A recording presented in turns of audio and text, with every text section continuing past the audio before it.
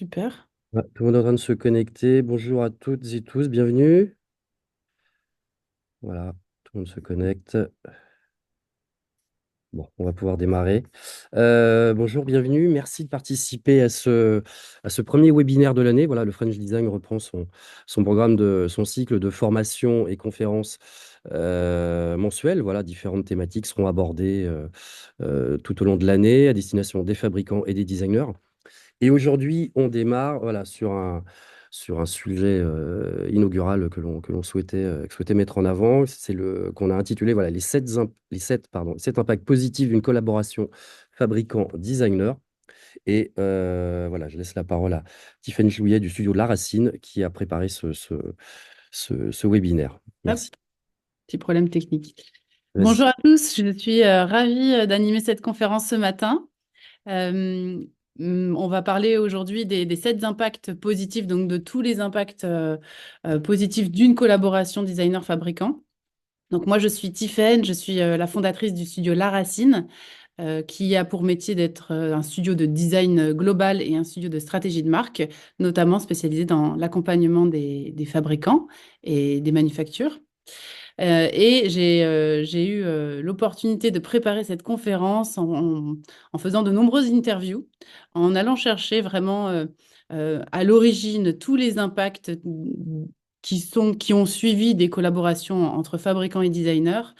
Et je vous ai préparé aujourd'hui un résultat, un résumé de tous ces impacts positifs pour vous donner envie, je l'espère, de commencer des collaborations ou d'en déclencher de nouvelles.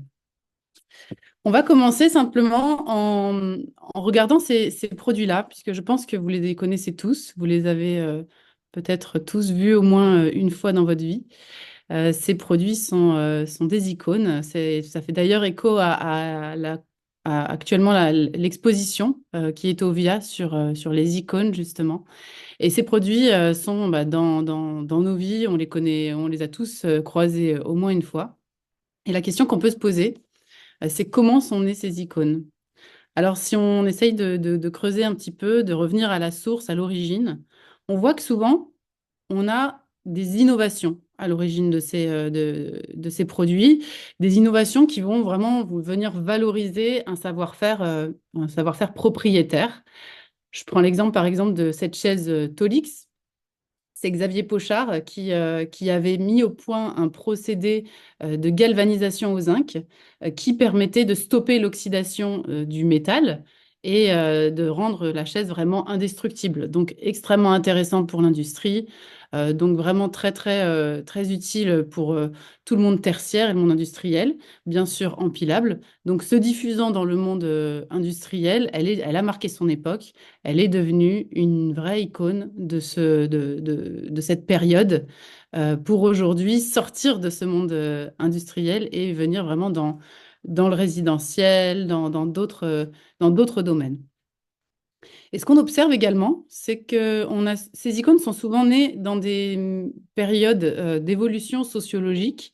On prend par exemple le Togo, ce qui est assez incroyable en fait avec cette assise, c'est qu'aujourd'hui, elle a quasiment 50 ans d'existence et 1 200 000 pièces ont été vendues. Donc on est quand même sur un vrai best-seller. Et cette icône est arrivée, ce produit est arrivé au moment où, dans les années 60, on recherchait vraiment à s'émanciper. On avait une envie de s'asseoir différemment, de voir les choses différemment. Et donc, il est venu proposer une nouvelle assise, beaucoup plus proche du sol, beaucoup plus décontractée. Et justement, ce travail-là de design a anticipé une évolution assez importante de la société, une évolution sociologique. Et aujourd'hui, c'est inscrit vraiment dans la vie de tous et dans les foyers. Bien sûr, plus récente, et puis je finirai avec ça, ma petite intro. Vertigo, intéressante comme icône, bien sûr. Donc, Vertigo a une dizaine d'années. Au début, quand Constance Guisset l'avait pensé, elle ne trouvait pas d'éditeur pour la lancer. Et c'est Amélie Dupassage de Petite Friture qui l'a créé. Ce qui est intéressant de voir, c'est que la structure en fait était assez complexe. On était sur une forme qui fait quand même 2 mètres de diamètre, donc comme une grande crinoline tendue avec des rubans tendus. Et donc, c'était vraiment quand même assez disruptif en termes de luminaire, autant en termes de savoir-faire qu'en termes de taille. Toutefois, ce qui est intéressant de voir, c'est que le succès derrière qu'elle a engendré et qui a été d'ailleurs 1000 fois copiée. Et cette lampe a permis à Petite Friture de vraiment d'avoir un best-seller et de passer dans un autre niveau d'entreprise. Donc, là, on est vraiment sur l'histoire d'un best-seller plus récent qui a eu un impact assez retentissant.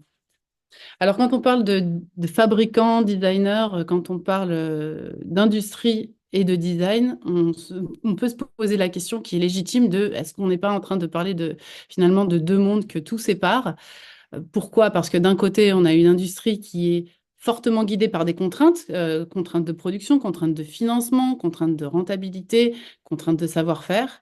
Et puis de l'autre côté, on a le design qui a vraiment pour mission aussi de bousculer l'existant, de créer du nouveau, de changer les usages. Et pourtant, eh bien, ces icônes qu'on a vues et les nouveaux produits, ceux que vous ferez demain, sont vraiment au point de rencontre entre ces deux mondes. Et c'est vraiment le lien entre les deux. C'est quand on trouve ce point de rencontre qu'on arrive à créer des produits qui vont rencontrer du succès sur leur marché. Alors bien sûr, si on imagine un produit trop technique, trop industriel, trop technique, bah, il risque de peut-être ne pas séduire la clientèle. Si on est sur un propos trop artistique, bah, là, on risque de ne pas rentabiliser sa fabrication. Donc, c'est vraiment le design, c'est vraiment le nouveau produit va faire le lien entre l'industrie et le design. Donc, au contraire, on va venir faire l'exercice de rapprocher ces deux mondes. Euh, Le design, le design industriel, ici aujourd'hui on va parler surtout de design industriel, de design produit. Je ne vais pas parler de design, enfin voilà, il y a du design graphique, du design web, on a beaucoup de designs différents.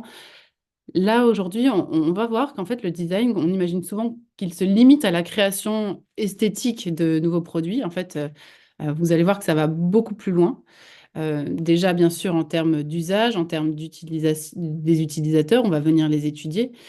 Donc, le design va naturellement avoir un impact sur l'offre, donc sur la création de nouveaux produits, mais également sur l'image de marque. On va voir comment l'image de marque est impactée par de nouveaux designs, de nouveaux produits, mais aussi sur les processus, puisque le design touche à la production naturellement, donc va avoir un impact derrière sur les processus.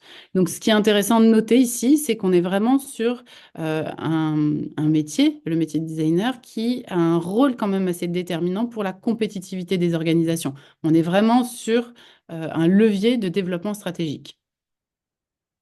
N'hésitez pas pendant la conférence à mettre des petites questions si vous en avez dans le chat, on y répondra à la fin. Donc, on va rentrer dans nos bénéfices multiples et vous allez voir qu'ils sont assez nombreux. J'ai beaucoup aimé cette petite phrase qui était dans un article des Échos sur le design, qui résume assez bien en fait la multidisciplinarité du métier. Donc, le designer se place au confluent des tendances puisqu'on est vraiment il y a vraiment ce regard permanent sur l'air du temps, sur comment évolue le monde, dans quel sens on a envie de le porter, mais aussi les besoins des utilisateurs, l'état du marché et les capacités, bien sûr, industrielles, techniques et financières. Donc, le designer a vraiment ce rôle-là de faire le lien entre ces différents points essentiels. Donc, on va observer aujourd'hui 7 bénéfices différents et je vais vous montrer pour chacun des exemples en essayant d'être le plus précise possible sur les résultats que vous pouvez attendre d'une telle collaboration. Le premier point, évidemment, quand on fait appel à un designer, c'est le besoin de se différencier sur son marché et de créer de la valeur. On va voir différentes manières de le faire. Et la première, ça va être de valoriser un savoir-faire qui est propriétaire et qui va nous permettre de différencier notre offre. Pour illustrer ce premier cas, j'ai choisi Matière Grise, notamment dans une collaboration avec Constance Guisset. Alors, c'est même toute l'histoire de Matière Grise qui est née de l'industrie. Et je laisserai après la parole à Ruben qui nous fait le plaisir d'être avec nous ce matin. Donc Matière Grise est née un groupe industriel de tôlerie, mais aujourd'hui navigue avec ses propres unités de fabrication et indépendamment. Ce qui a été vraiment intéressant chez Matière Grise, c'est qu'on a ce savoir-faire du métal qui est sublimé par un travail de design, comme on le voit ici dans les tables Ankara avec Constance Guisset. Et, euh, et donc, on va venir valoriser tout ce qu'on peut valoriser. Enfin, par le design, on va valoriser la matière, on va valoriser les savoir-faire de l'atelier pour créer des produits qui sont derrière vraiment différenciants et qui ont aussi de la valeur ajoutée. Alors justement, je reprends cette petite citation qui va peut-être faire le lien avec vous, Ruben. Pour créer des produits différenciants, il faut avoir assez peu de respect pour la tradition et beaucoup pour le savoir-faire. Peut-être que vous pouvez nous en parler un petit peu, Ruben? Euh, Bonjour, je sais pas si vous m'entendez bien. Très bien, merci. Euh, ouais, j'aime bien sortir des petites phrases comme ça, un peu iconoclastes. Euh, le savoir-faire, non, je vais prendre ça dans l'autre sens. La tradition, c'est ce qu'on a l'habitude de faire avec notre savoir-faire. Le savoir-faire, c'est proprement ce qu'on sait faire. Et ce qui est très intéressant, c'est de s'en emparer et de l'amener vers vers des solutions, des créations qu'on n'avait pas imaginées.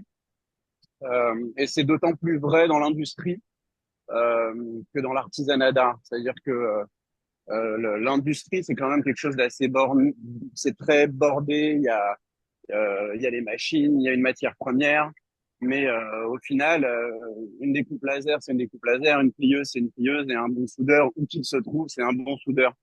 Donc, c'est pas tant le,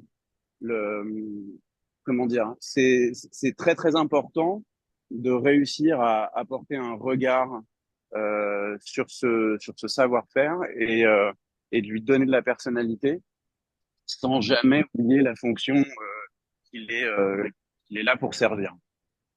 Hmm, Je sais pas si c'était très français ce que je viens de dire, mais c'est euh, très clair. je pense que c'est que voilà. Donc c'est ça que j'ai voulu dire. J'ai évidemment rien contre la tradition. Oui, merci pour ce témoignage et c'est intéressant. Vous aviez aussi noté que un produit qui serait réalisé 100% en interne par le bureau d'études pourrait être très bien pensé et très intéressant, mais sûrement trop orienté sur la fonction. Le Euh, webinaire apporte quelque chose de supplémentaire? alors orienté sur la fonction et orienté aussi sur un certain confort de fabrication. Euh, parce qu'on on maîtrise complètement ce qu'on sait faire et donc on fait ce que l'on sait faire. Euh, L'apport du designer, c'est de regarder comment on travaille, de s'imaginer ce qu'on sait faire et ensuite de nous challenger là-dessus un tout petit peu. Et, euh, et les bons designers savent challenger les industriels sur ce qu'ils ne savent pas encore qu'ils savent faire. Et c'est ça qui est très intéressant. Hmm. Donc c'est aussi explorer les limites, sortir de sa zone de confort. Euh, Exactement. Vous avez senti que le travail de design que vous menez avec différents designers, d'ailleurs depuis plusieurs années, a aussi enrichi l'identité de marque de Matière Grise? Ah oui, complètement.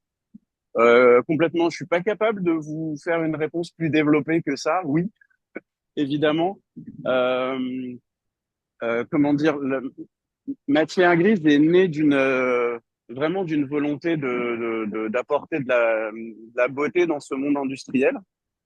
Et donc, à chaque fois qu'un designer vient nous proposer sa lecture du savoir-faire, c'est une petite pierre à l'édifice de plus. Enfin, c'est une pierre de plus à l'édifice de marque qui est en train de construire Matière Grise.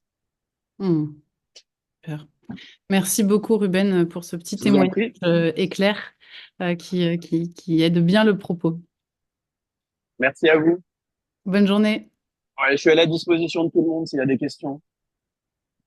Au Ça revoir, marche. messieurs, On dames. en aura peut-être À dans plus le tard. chat. On en aura peut-être Ouais, dans le ouais. chat après. Je reste avec vous un Bon, petit moment. ça Voilà. marche, merci. Au revoir. On va regarder maintenant comment on peut aussi se différencier en rentrant par un autre, un autre angle, on va dire. Là, tout l'enjeu n'est pas uniquement de penser une nouvelle pièce pour valoriser un savoir-faire. L'enjeu, c'est aussi de trouver, en tant que fabricant, en tant que marque, ce qu'on appelle son design language, qu'on peut aussi appeler en français les codes identitaires. Qu'est-ce qui fait qu'on va reconnaître un produit avec ses détails sans forcément avoir besoin de voir le nom de la marque en gros dessus? C'est un peu l'histoire de la semelle rouge de Louboutin, hein. Vous n'avez pas besoin de voir écrit Louboutin dessus, en gros, pour comprendre que c'est une Louboutin. Mais ça, c'est vraiment l'enjeu du design language. C'est quels sont les signes, quels sont les codes identitaires qui vont nous permettre de créer une identité plus forte. Et là, j'ai pris un exemple que j'ai bien suivi, puisque c'est un exemple qu'on a, nous, réalisé au studio, un accompagnement avec l'entreprise Eno qui fabrique des planchas à Niort. Et tout l'enjeu pour eux, c'était de réémerger avec un design plus fort, un design qui parle d'eux. Sauf que leurs concurrents avaient pris de l'avance et avaient aussi redesigné toutes leurs planchas. Ce qui était ici intéressant, c'était de se dire, bah, en fait, on ne doit pas faire la même chose. On doit le faire à notre manière. Qu'est-ce que c'est à notre manière? À notre manière, c'est avec nos propres codes, c'est avec notre propre histoire. Et c'est là où justement le travail de design a consisté à aller chercher dans l'histoire, à aller regarder dans les archives, à aller explorer ce qui fait le propre de l'ADN de cette entreprise pour définir ces codes. Donc, on va retrouver des arrondis particuliers, on va retrouver des rayons particuliers. On va faire sortir aussi, j'ai mis juste après, on va faire sortir la plaque en fonte qui était avant travaillée par le bureau d'études. Donc, vous voyez à gauche, on a le produit tel qu'il était avant le travail de design et à droite, le produit tel qu'il est après. Et donc, c'est vraiment un travail sur ces codes-là, donc ces arrondis, des types de boutons particuliers plus identitaires, pas ceux qu'on achète facilement sur le marché. Voilà, une manière d'écrire, d'estampiller la marque directement dans la plaque et pas uniquement sur la tôle. Donc, c'est tous ces petits signes-là qui ont été définis comme le design language de la marque Eno et qui derrière ont été répercutés sur l'ensemble des collections. Et ce travail de design language permet vraiment derrière d'avoir une cohérence visuelle dans la marque, d'être reconnaissable et de construire beaucoup plus de valeur ajoutée. Ce qui est intéressant d'observer, c'est qu'entre la plancha de gauche et la plancha de droite, vous avez assez peu de coûts supplémentaires. On est à peu près en niveau de fabrication, en coût de fabrication, même au même coût. Et pourtant, celle de droite a pu être placée à un niveau de prix bien supérieur. Donc, c'est aussi intéressant d'observer que le travail de design permet d'améliorer la valeur perçue de l'objet et pour derrière, ben, mieux valoriser tout le travail qui est fait en interne par les équipes. Ce travail-là, pour Eno, il a permis d'avoir derrière, ben, vous voyez ici la photo du milieu, c'est une autre gamme, mais où on va retrouver des codes qui ont été définis. On retrouve ce design language. On a des boutons qui sont proches, on a des arrondis qui sont les mêmes. Donc, tout l'enjeu pour Eno, c'était vraiment d'être plus identifiable. Donc, on a des produits qui sont plus reconnaissables, donc des codes qu'on peut répliquer sur d'autres collections. On a bien sûr une augmentation de la valeur perçue et ce qui a été vraiment clé pour Eno, c'est de se réouvrir les portes de nouveaux distributeurs, de nouveaux canaux de distribution, parce qu'en fait, le produit est devenu plus désirable. Je reste toujours dans l'enjeu de se différencier, donc bien sûr, hein, se différencier, de différencier ses produits sur son marché. Avec l'exemple de Cider et de la collaboration avec Desormeaux Carrette. Alors ici, ce point, cette citation est assez intéressante de Robert Acoury. Si on ne travaille pas la technicité du produit, c'est la porte ouverte à ce que d'autres marques vous copient.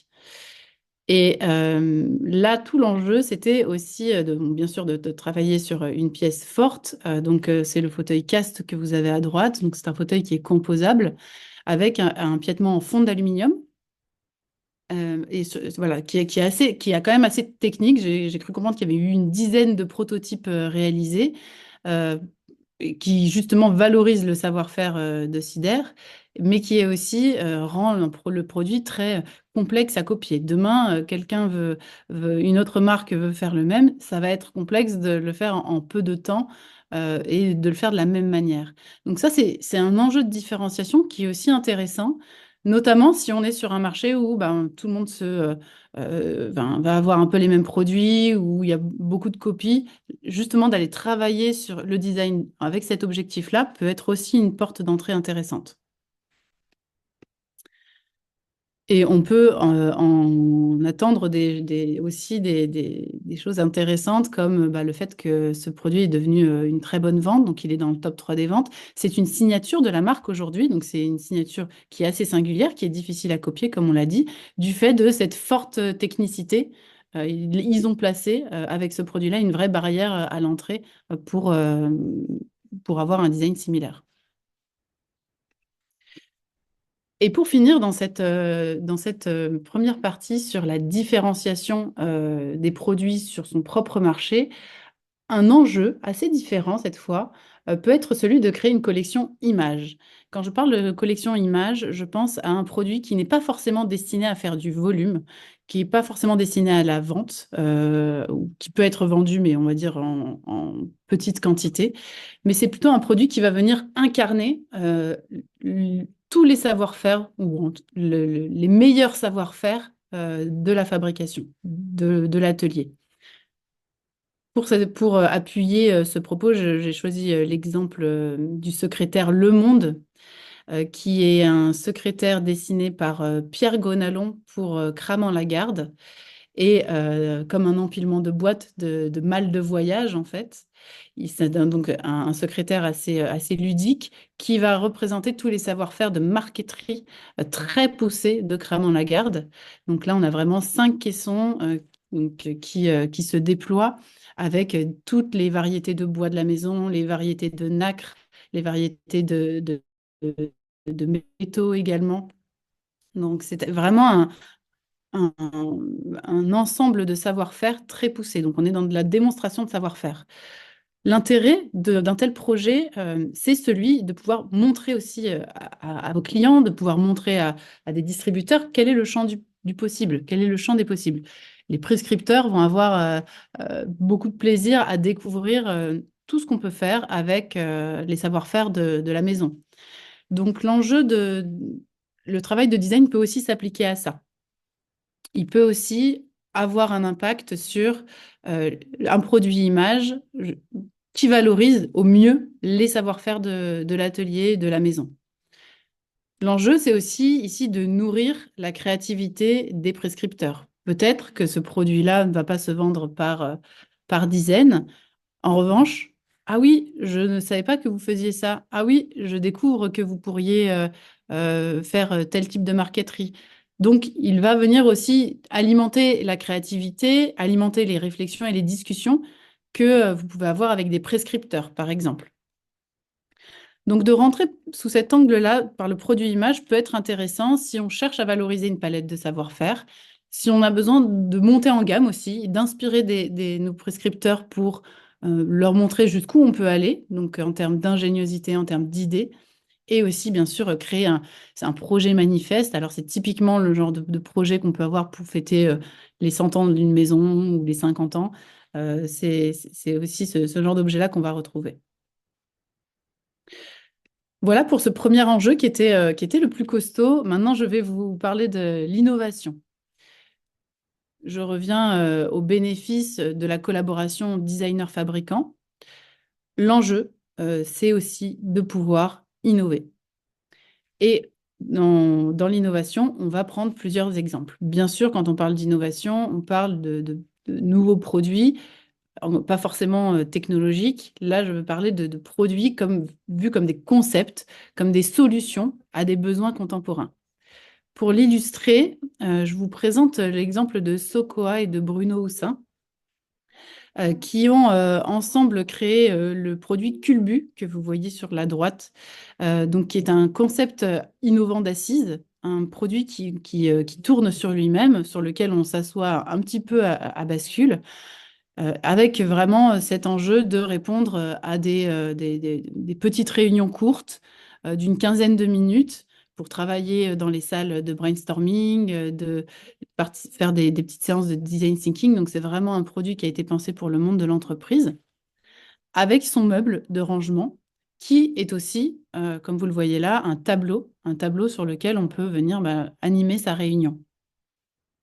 Donc là, on est vraiment sur un enjeu assez différent, puisque on va parler plutôt d'amélioration d'une expérience. On améliore l'expérience, on propose une nouvelle expérience en fait.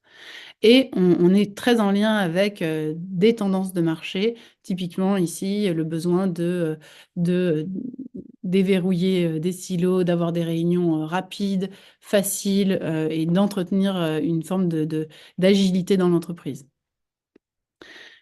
Ce qui est intéressant, c'est de voir quel avait été le brief de Nathalie Ménardet, qui est la directrice marketing de Socoa. Et elle avait identifié qu'on commençait à s'installer sur des ballons de yoga, qui avaient quand même quelques assises un peu originales qui arrivaient dans le monde de l'entreprise. Et puis, elle a créé ce brief-là en se disant, bah, voilà, on a besoin d'une petite assise éphémère pour se réunir une quinzaine de minutes. Et donc, c'est en partageant ce brief-là qu'elle a rencontré Bruno Houssin et que le concept Culbu est né. On peut se demander quels sont les résultats en fait d'un tel projet. Ici, pour Culbu et Socoa, ça a été un vrai changement de regard sur la marque Socoa, sur Socoa en tant que maison, en tant qu'entreprise qui vient amener de la nouveauté, qui est, qui a un cran d'avance et qui n'est plus juste un fabricant. Pour Socoa, Culbus a été un vrai succès d'estime, hein. C'est vraiment les mots de Nathalie. Leurs clients les voient vraiment aujourd'hui comme une marque inspirante et pas uniquement comme un fabricant d'assises pour le monde de l'entreprise. Donc ça, c'est quand même intéressant de se dire que ce type de produit-là et ce type de concept, euh, il peut générer des ventes, mais il va aussi, au-delà des ventes, générer un vrai succès d'estime. Il va générer de l'intérêt. Il va générer de l'intérêt parce il va surprendre, en fait. Ce concept-là a surpris vraiment. Et donc, les mots de Nathalie pour décrire ces résultats, c'était vraiment de dire, bah, maintenant, nos produits sont prescrits dans les cahiers des charges d'architecte. On ne dit plus juste, on met une chaise de bureau. Ça, il y a eu vraiment des résultats sur toute l'entreprise, sur tous les produits et pas uniquement sur Culbu. Donc vraiment, elle parle d'un avant-après Culbu qui est assez intéressant euh, en- parce qu'on est vraiment sur un concept d'innovation et qui a permis de vraiment développer l'image de la marque. Alors, c'est pas possible sur tous les marchés parce qu'on a aussi besoin que ce soit sur un marché qui peut attendre des solutions, mais c'est toujours intéressant de réfléchir, est-ce qu'on peut apporter d'autres solutions? Et dans ce cas-là, peut-être engager un travail de design pour amener des solutions surprenantes sur nos marchés qui répondent à des besoins dans l'air du temps. Et pour compléter le propos sur l'innovation, je vous propose ici de regarder cette table qui est un des best-sellers de Roche-Beaubois, qui s'appelle Iron Tree et qui a été fait avec le concours de Biobject, puisque Biobject, qui est une entreprise qui accompagne justement sur la création, la fabrication de mobilier et qui va aussi sourcer des matériaux rares, comme ici le fil d'inox tressé.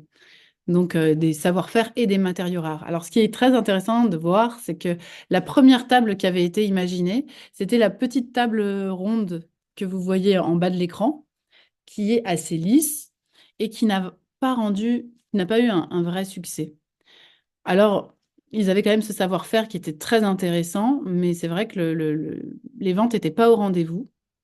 Donc, tout l'enjeu a été de redesigner et de faire appel à un designer pour justement redonner, voir si on pouvait aller quand même plus loin avec ce savoir-faire.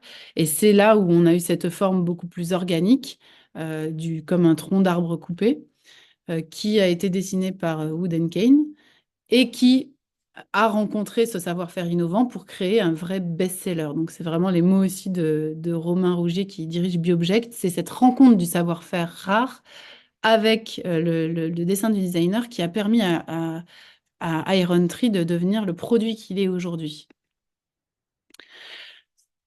Voilà pour ces deux premiers grands bénéfices, avantages, impacts que vous pouvez attendre d'une collaboration avec un designer. Le troisième point, qui est aujourd'hui extrêmement important, c'est bien sûr l'amélioration du cycle de vie du produit. Et je vois en plus que Bruce Ribet est ici dans l'auditoire, donc merci Bruce d'être là. Je vais présenter le projet et puis je vais vous laisser la parole. Donc, bien sûr, le rôle du designer est aussi important quand on est dans une démarche d'éco-conception, puisque la fin de vie du produit va vraiment s'anticiper au moment où on pose le crayon pour le concevoir. Donc, rien ne doit être gratuit dans la manière dont on va le dessiner, et donc ce sont des contraintes supplémentaires qu'on va ajouter au projet. Pour illustrer cet enjeu-là d'intégrer finalement une réflexion sur le cycle de vie et la durabilité du produit, j'ai pris l'exemple de Noma, notamment dans sa collaboration avec A+A Coren, pour la création de la chaise Sen.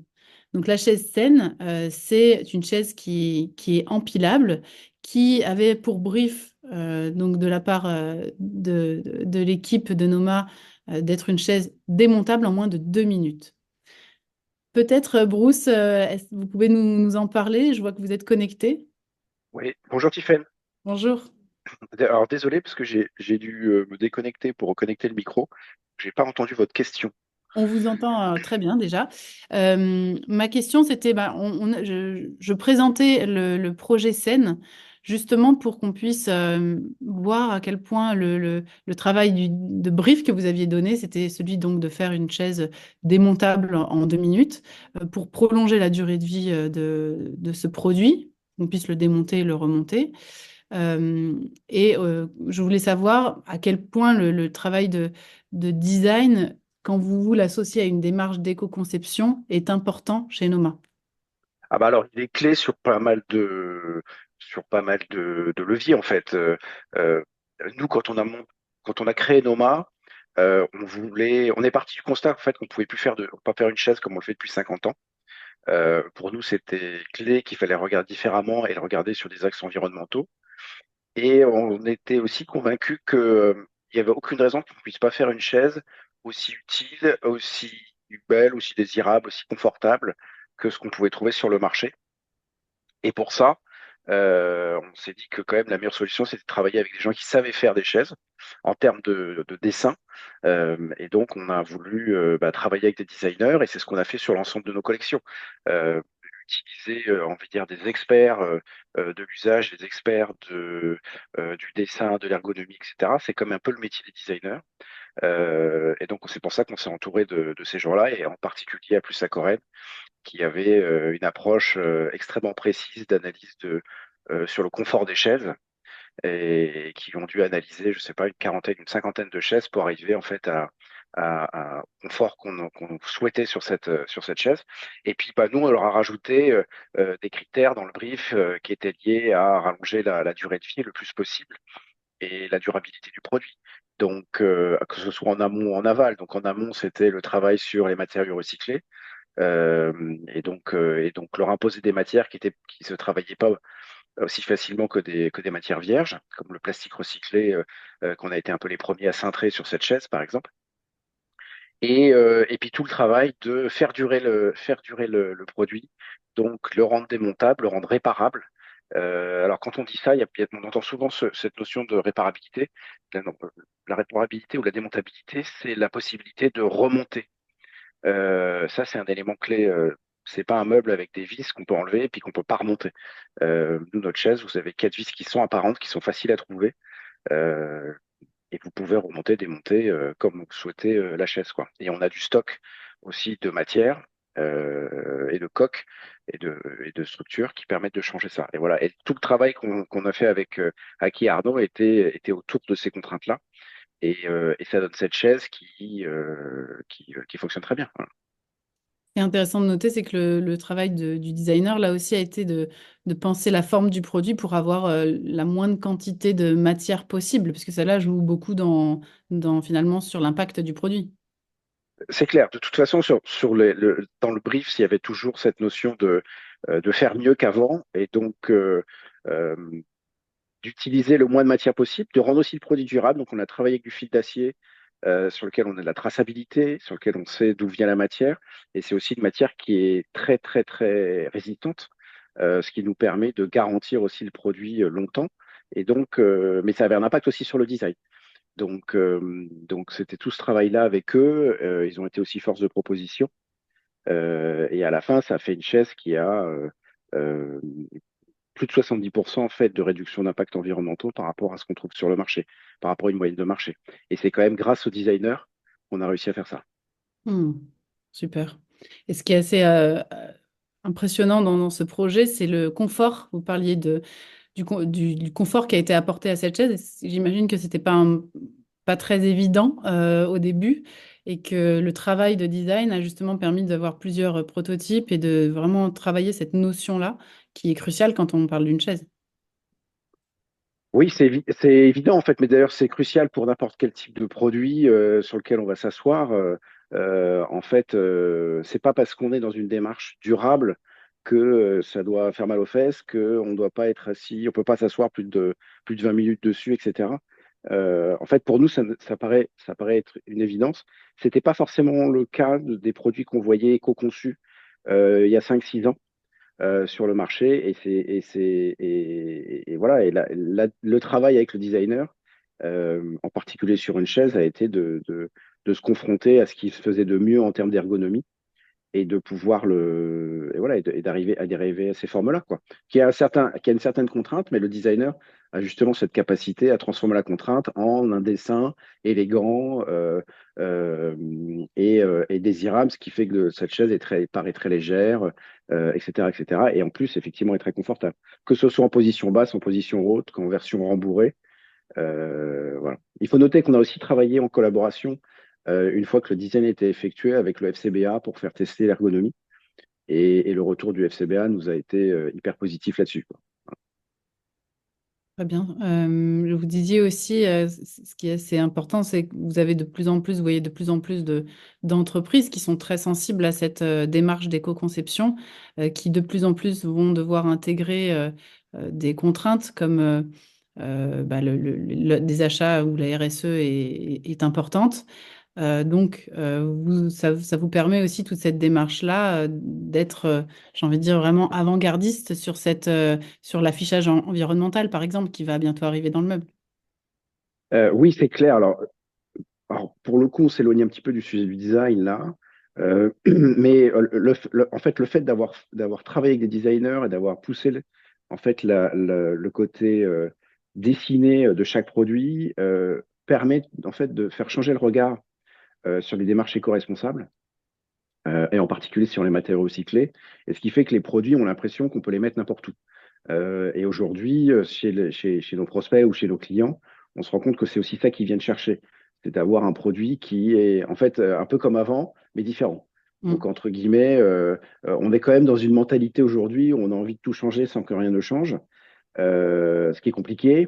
Euh, et en fait, le design pour ça permet justement d'avoir une prise de conscience qui est beaucoup plus forte et d'adhérer finalement à une démarche parce qu'on se rend compte qu'on peut avoir un canapé ou une chaise qui est aussi utile, aussi bien dessinée, aussi élégante que ce qu'on avait avant, entre guillemets, ou que d'autres éditeurs qui n'ont pas du tout de l'engagement. Et donc ça résonne assez bien en fait euh, chez les clients. Et ça leur permet aussi donc de cocher un certain nombre de cases qui vont être sur la double dématérialité, sur le CSRD, sur tous ces sujets-là qui viennent et qui sont du réglementaire.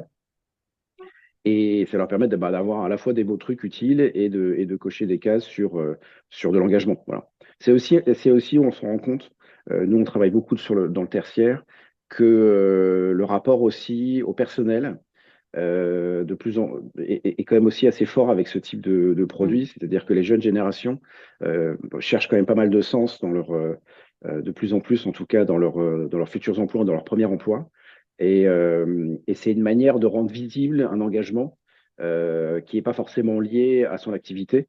Mais c'est pour pas mal de marques, c'est une manière de voir un premier pas sur du faire mieux. Et donc, ça compte pas mal. Voilà. Mm.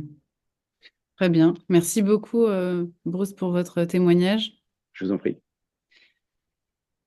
Je vais continuer sur le quatrième point. Donc, le quatrième point, quels sont les bénéfices de notre collaboration designer-fabricant? Qu'est-ce qu'on peut attendre de ce travail-là? Euh, un point qu'on évoque assez peu, finalement, quand on parle de design, c'est la fédération des équipes internes. Alors, fédérer les équipes pour performer, ça c'est vraiment l'enjeu du co-design. Et pour ça, j'ai pris l'exemple très intéressant du Vivier Canapé, qui a, avec Guillaume Infray, leur directeur artistique, mené avec notre studio un processus de co-design, donc tout l'enjeu de Duvivier, à travers ce projet qui s'est appelé Design d'artisan, c'était de mettre en place une nouvelle méthodologie de travail en interne pour fluidifier vraiment le processus créatif entre l'atelier, le bureau d'études et le design.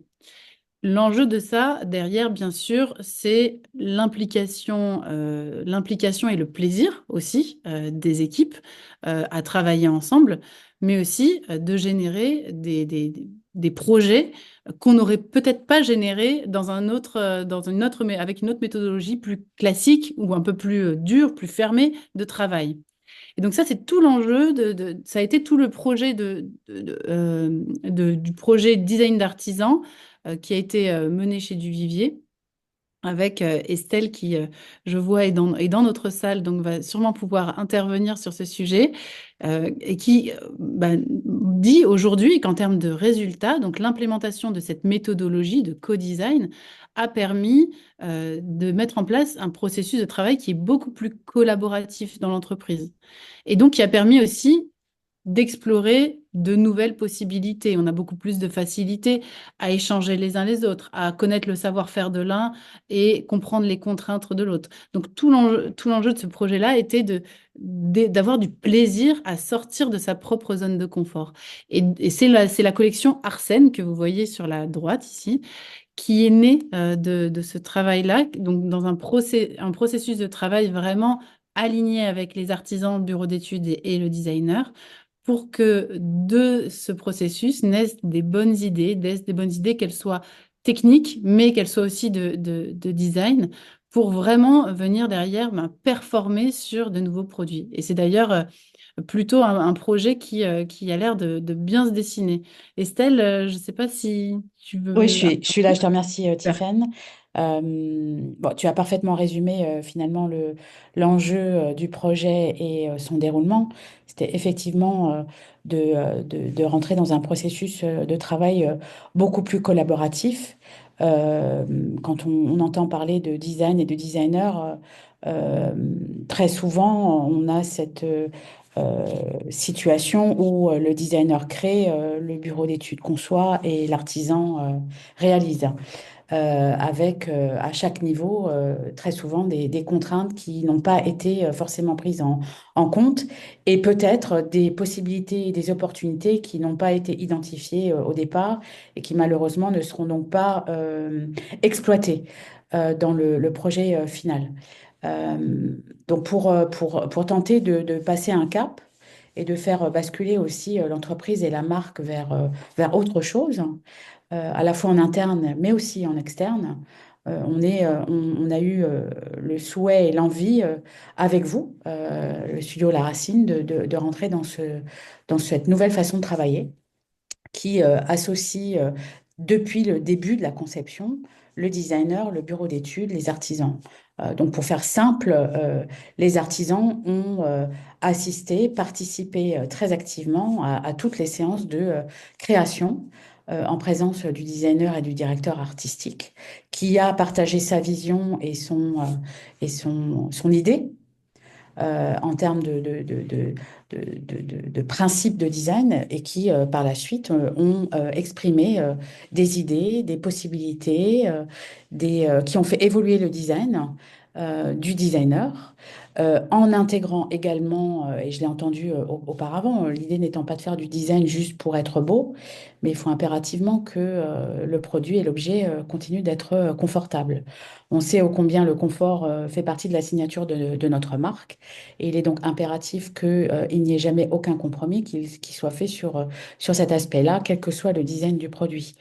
Donc c'est également important que le designer, qui n'est pas forcément toujours un spécialiste ou au fait je dirais de cette signature et de ces caractéristiques de confort de la marque, ben, c'est l'artisan finalement qui, de par sa connaissance, son expertise, assure depuis le départ que cette composante soit parfaitement intégrée dans le dessin final du produit.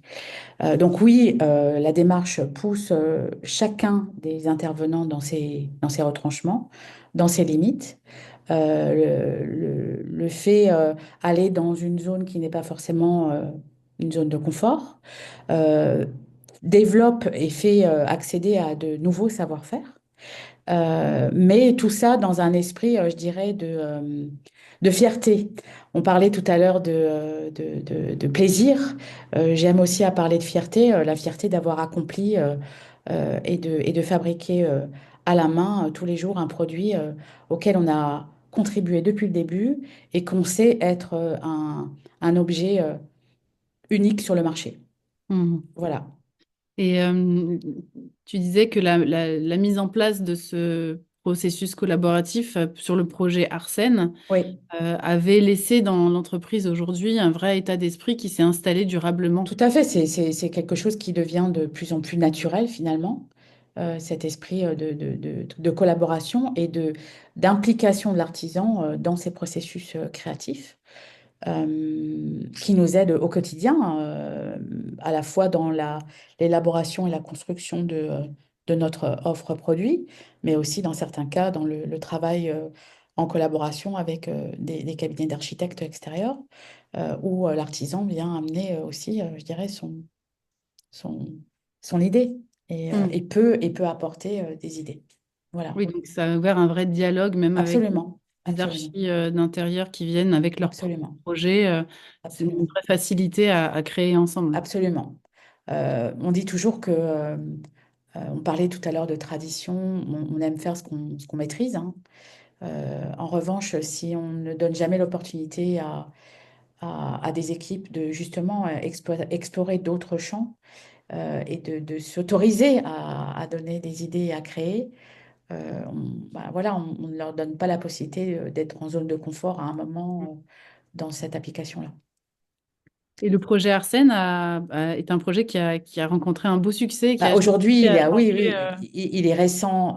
Il a déjà et dès le départ rencontré un beau succès médiatique et aujourd'hui rencontre également un vrai succès commercial. Hmm, super. Merci beaucoup, Estelle, C'est pour cette moi? présentation. Euh, Merci.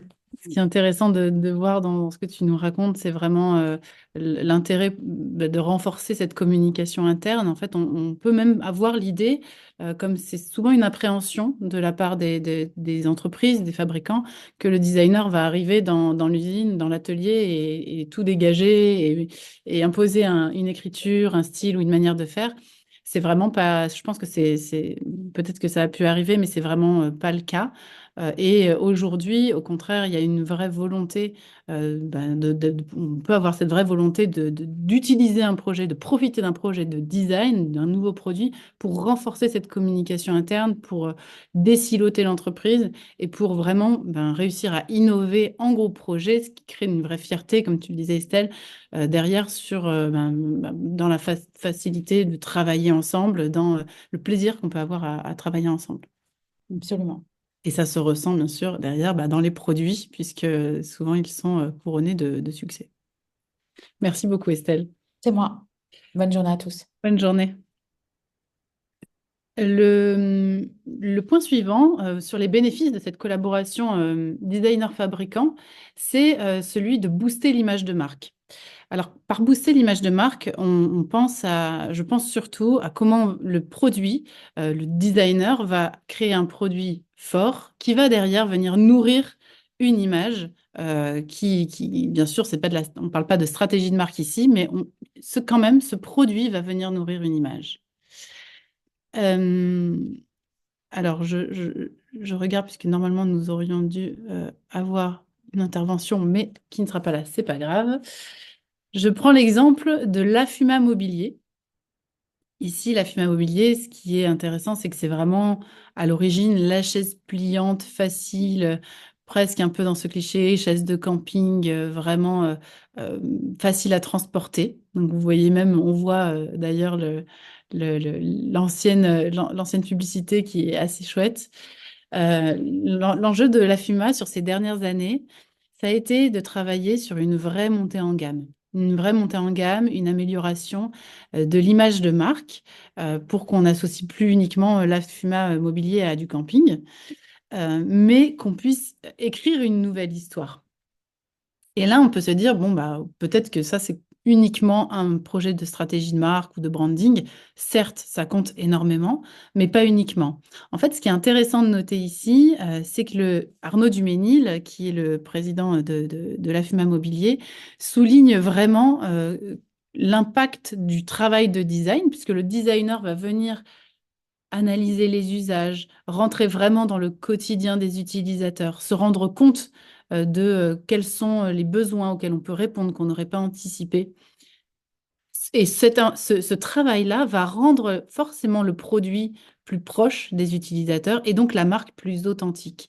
Et c'est vraiment ce qu'ils ont observé ces dernières années, c'est qu'en travaillant aussi le design, donc notamment si on revoit cette chaise modifiée ici qui a été travaillée avec Big Game, en travaillant le design au plus proche des usages, au plus proche des besoins et des envies, la marque en elle-même est devenue plus authentique, elle est devenue plus incarnée.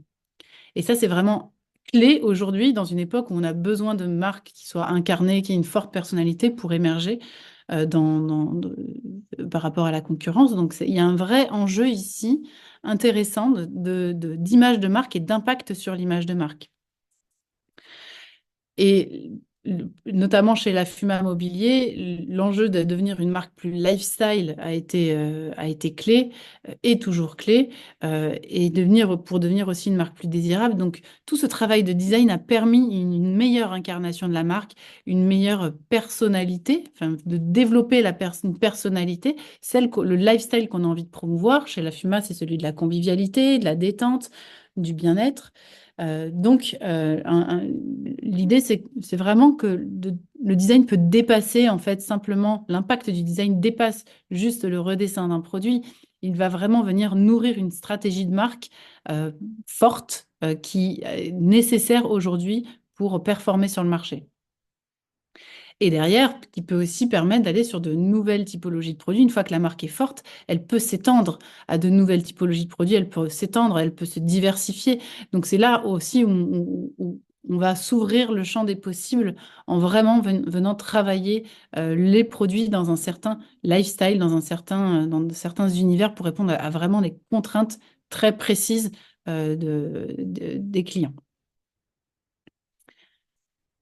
Je pense qu'Arnaud n'est pas là, donc je vais continuer. Le sixième point, c'est celui d'optimiser la production. Quand on pense design, pareil, on ne se dit pas forcément cela va optimiser notre manière de produire. Disons que tout ça, tout ce que je vous présente aujourd'hui, ce sont que des portes d'entrée.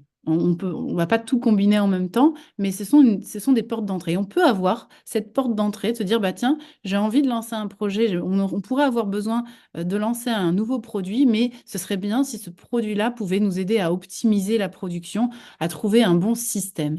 Et pour ça, j'ai pris l'exemple de la lampe gras. Donc la lampe gras, elle est éditée par DCW Éditions aujourd'hui.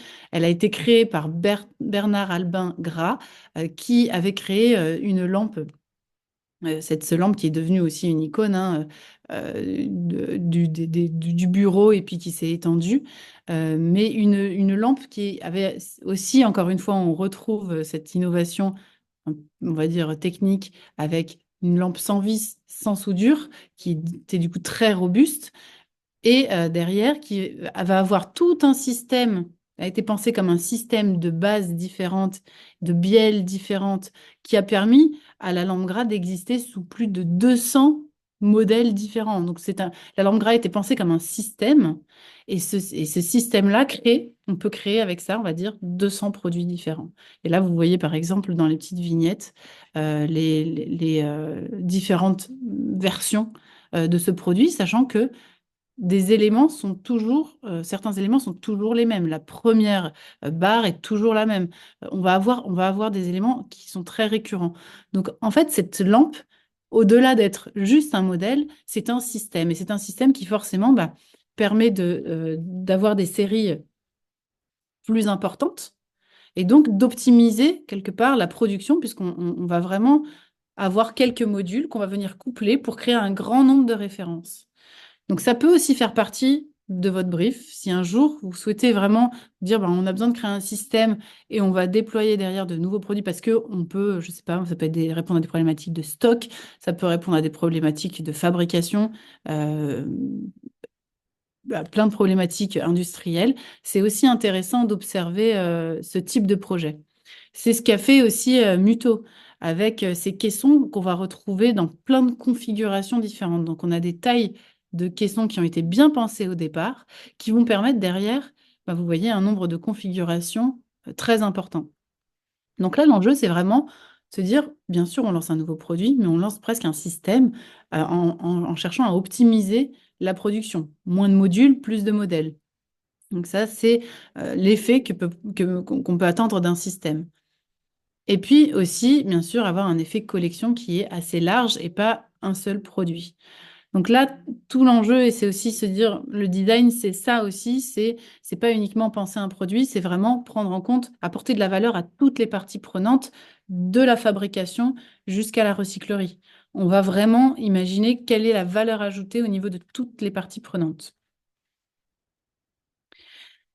Et pour finir sur le dernier exemple, celui-là, en général, il émerge assez vite. Vous le connaissez, le bénéfice de la collaboration designer-fabricant. Quand on s'adresse à un designer qui a beaucoup de notoriété, comme par exemple Castelbajac, artiste designer, on peut aussi bénéficier de sa notoriété.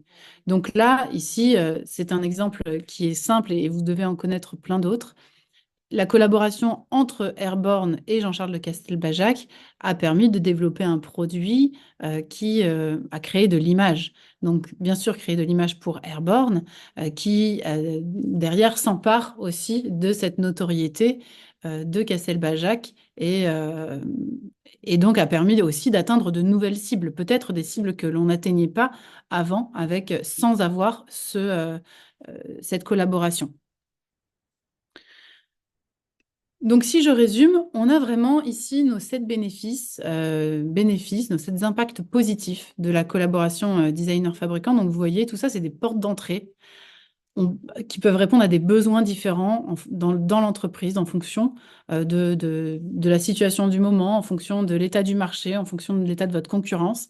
Vous pouvez avoir des besoins particuliers et du coup, cela va orienter le brief que vous pouvez faire à une agence de design ou un designer. Pour finir, j'avais envie de vous partager ce petit graphique qui est assez intéressant et qui montre les paliers d'intégration du design. Donc là, on parle d'intégration du design dans l'entreprise.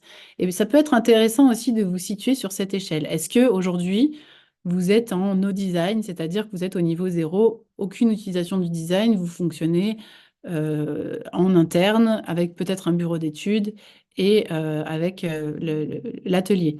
Donc là, vous êtes au niveau 0. Si déjà vous voyez le design plutôt comme un apport esthétique et que vous avez déjà fait appel, vous êtes plutôt au niveau 1, si vous avez déjà fait appel à du design. Quand il rentre dans un niveau processus, donc au niveau 2, le design devient une méthode qui s'intègre dans l'entreprise et qui va venir développer différents processus. Donc euh, là, on va créer plusieurs produits. Ça va devenir aussi assez naturel en fait de faire appel au design jusqu'au dernier palier où en fait le design devient pour vous une stratégie. C'est-à-dire que ça fait partie de la stratégie de l'entreprise d'avoir ce renouvellement, de faire de l'innovation. L'innovation est au cœur de votre développement et est importante pour l'entreprise et pour son image et pour ses ventes, bien sûr. Et donc, le design va jouer un rôle majeur dans l'entreprise. Donc, ça peut être intéressant de voir où vous vous situez aujourd'hui et où vous aimeriez que l'entreprise puisse se situer demain. Peut-être, Benoît, je te laisse la parole pour parler des aides, des accompagnements en tout cas, qui sont offerts par le French Design, qui sont apportés par le French Design. Ouais, exactement. Alors, ouais, on s'approche de la conclusion. L'idée, effectivement, c'était voilà, de mettre en avant des programmes et services proposés par le French Design, évidemment, autour du design et de la collaboration fabricant-designer. Deux outils. Alors, je vais faire un petit partage, Tiffen, hein, je vais prendre la main très rapidement. Hop, hop, je prends hop, mon écran. Donc, juste porter à votre connaissance. Voilà, on dispose aujourd'hui le French Design a lancé en début d'année un annuaire en ligne qui s'appelle Connected by le French Design, qui regroupe des profils sociétés, qui regroupe des projets présentés par ces sociétés elles-mêmes. Un très bon outil voilà, pour faire de la veille sur des projets de designers. Il y a également des profils de sociétés, de fabricants, d'architectes d'intérieur. Voilà, c'est un véritable outil voilà, qui peut inspirer, qui peut vous permettre de retrouver pas mal de choses. Et nous, sur lequel maintenant, dorénavant, le VIA s'appuie pour organiser des rencontres entre fabricants et designers. Voilà, donc c'est en ligne depuis le début de l'année. Il y a encore des développements en cours, hein, l'outil est jeune, mais voilà, j'invite tout le monde à le consulter. Autre programme également qui est connu, qui est une opération historique du French Design, qui est le Speed Dating Design Objet, voilà, bon, qui est vraiment dans la continuité de cette conférence. Opération historique du VIA, jusqu'à l'année dernière, c'était un événement annuel au cours duquel on organisait des rencontres donc sous format de speed dating entre des fabricants et des designers. Maintenant, aujourd'hui, c'est un service permanent. On a décidé voilà, de le rendre disponible à l'année, permanent, accessible aux fabricants et aux industriels pour être plus proche de leurs besoins et de leurs attentes. Donc, à tout moment de l'année, maintenant, voilà, le French Design peut lancer des speed dating, des rencontres entre des fabricants et des designers, et donc initier des collaborations avec les impacts que maintenant vous pouvez connaître. Vous pouvez connaître. Voilà, pour la présentation très rapide, toutes les informations sont sur le site du French Design, lefrenchdesign.org. Voilà, alors je n'ai pas vu de questions passer, Tiffaine. Oui, est-ce que vous avez des questions à soulever? Vous pouvez les écrire dans le petit chat ou peut-être prendre la parole. Je ne sais pas si c'est possible, mais déjà les écrire dans le chat si vous avez des questions ou des remarques.